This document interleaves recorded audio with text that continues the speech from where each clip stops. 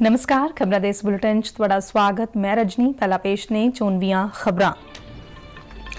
प्रधानमंत्री नरेंद्र मोदी कौमी बाल पुरस्कार जेतू बच्चियां नाल अज करनगे गलबात।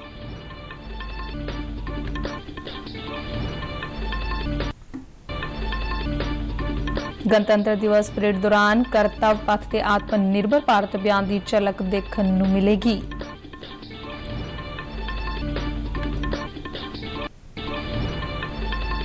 खेतीबाड़ी बुनियादी ढांचे नाल संबंधित प्रोजेक्टां लई 30,000 करोड़ की पूंजी का आंकड़ा पार।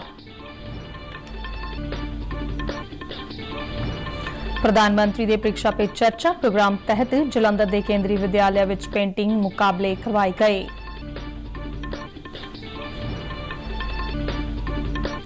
भारत और न्यूजीलैंड दी टीमां विचाले मौजूदा एक दिना लड़ी का तीजा ते आखिरी मैच अज इंदौर च।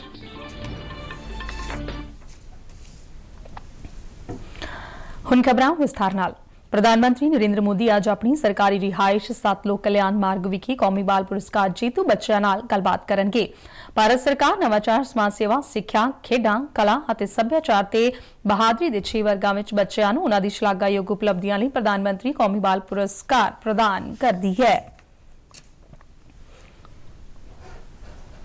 प्रधानमंत्री नरेंद्र मोदी ने संसद के सेंट्रल हॉल विच नेताजी सुभाष चंद्र बोस के सन्मान विच करवाए गए समागम विच हिस्सा लैण लई अपने नेता नूं जाणो प्रोग्राम तहत चुने गए नौजवानों नाल गलबात की।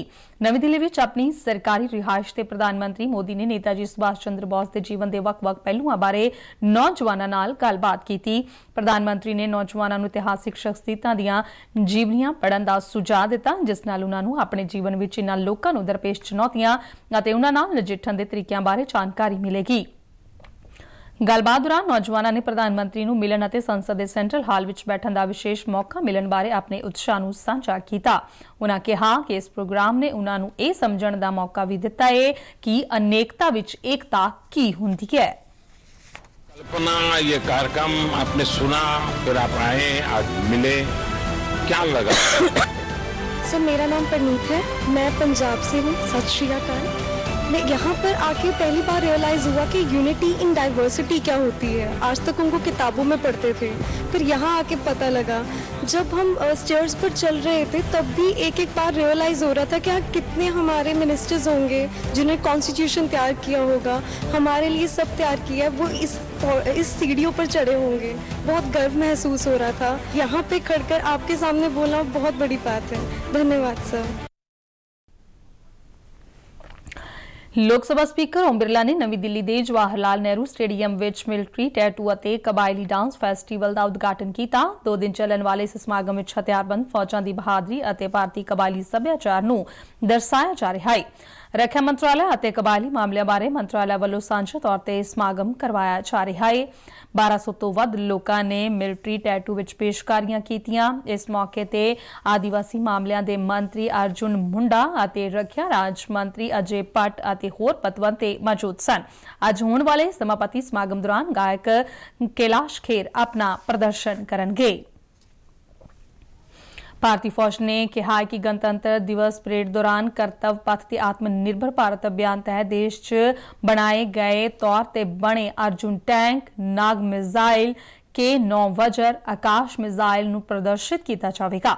नवी दिल्ली विच पत्रकारां नाल गलबात दौरान भारतीय फौज के एक बुलारे ने कहा कि गणतंत्र दिवस परेड विच फौज के 6 हवाई सेना और जल सेना की एक टुकड़ी हिस्सा लवेगी।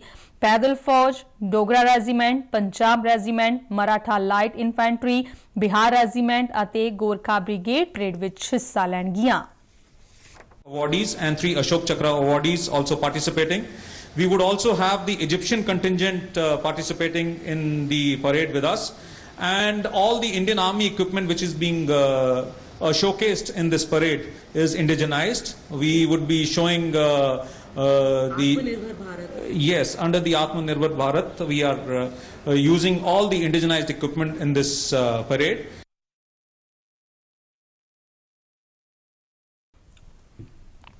विदेश मंत्री डॉक्टर एस जयशंकर ने कहा कि साबका प्रधानमंत्री अटल बिहारी वाजपेयी ਦੀ ਸਮਕਾਲੀ ਦੁਨੀਆ ਦੀ ਬਹੁਤ ਹੀ ਸੂਖਮ ਅਤੇ ਵਿਕਸਿਤ ਸਮਝ ਸੀ ਅਤੇ ਉਹਨਾਂ ਨੇ ਅਮਰੀਕਾ ਨਾਲ ਭਾਰਤ ਦੇ ਸੰਬੰਧਾਂ ਨੂੰ ਬਦਲਣ ਵਿੱਚ ਮਦਦ ਕੀਤੀ ਸੀ। ਡਾਕਟਰ ਜयशंकर ਨੇ ਨਵੀਂ ਦਿੱਲੀ ਵਿੱਚ ਤੀਜੇ ਅਟਲ ਬਿਹਾਰੀ ਵਾਜਪੇਈ ਮੈਮੋਰੀਅਲ ਲੈਕਚਰ ਦੌਰਾਨ ਆਪਣੇ ਵਿਚਾਰ ਰੱਖਦਿਆਂ ਇਹ ਗੱਲ ਆਖੀ।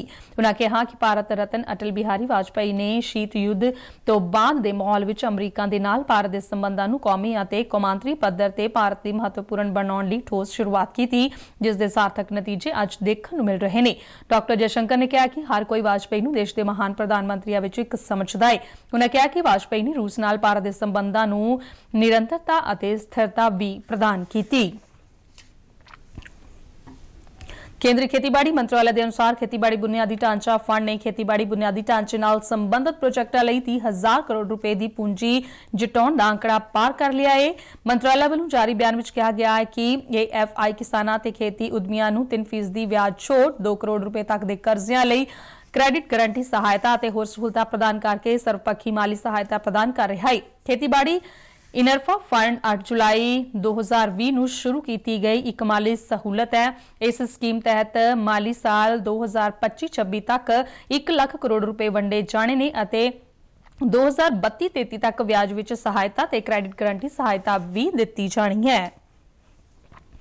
सेहत और परिवार भलाई मंत्री डॉक्टर मनसुख मांडविया ने कहा है कि निक्षय पोर्टल 2 नाल 47,000 निक्षय मित्र और 8,80,000 टीबी के मरीज जुड़ चुके हैं। पोर्टल राही टीबी के मरीजों को वाधू सहायता ते सहूलतां प्रदान की जा रही ने। डॉक्टर मांडविया ने कहा कि सरकार जन भागीदारी नाल 2025 तक देश नूं टीबी मुक्त बनाउणा चाहुंदी है। राष्ट्रपति द्रौपदी मुर्मू ने पिछले साल सितंबर विच निक्षय मित्र पहल की शुरुआत की सी। परीक्षा पर चर्चा प्रोग्राम तहत पंजाब के ਵੱਖ-ਵੱਖ स्कूलों में भी पेंटिंग मुकाबले करवाए गए। इस मुकाबले का थीम प्रधानमंत्री वालों लिखी पुस्तक एग्जाम वॉरियर्स रहा। इस लड़ी तहत जलंधर के केंद्रीय विद्यालय नंबर 1 और केंद्रीय विद्यालय नंबर 3 च भी मुकाबले करवाए गए, जिस विच विद्यार्थियों ने अपनी लुकी हुई प्रतिभा नूं सामने लिया। इन्हां विद्यार्थियों में परीक्षा पर चर्चा प्रोग्राम लिए विशेष उत्साह देखने नूं मिलिया। परीक्षा पे चर्चा प्रोग्राम इस बार 27 जनवरी नूं होना है। इस नूं लैके बच्चों, मापियां अते अध्यापकों विच खास उत्साह है, क्योंकि यह प्रोग्राम हर वर्ग नूं एक नवीं सेध दे रहा है। पहले 2 मैचों में जित दर्ज करने वाली जोश नाल भरी भारतीय क्रिकेट टीम न्यूजीलैंड खिलाफ मौजूदा लड़ी के तीजे ते आखिरी एक दिना कौमांतरी क्रिकेट मैच विच क्लीन स्वीप के इरादे नाल इंदौर विच खेडण लई अज दोपहर 1:30 बजे मैदान च उतरेगी। भारतीय टीम विच मिडल ऑर्डर के बल्लेबाज चंगा प्रदर्शन करने की कोशिश जारी रखणगे।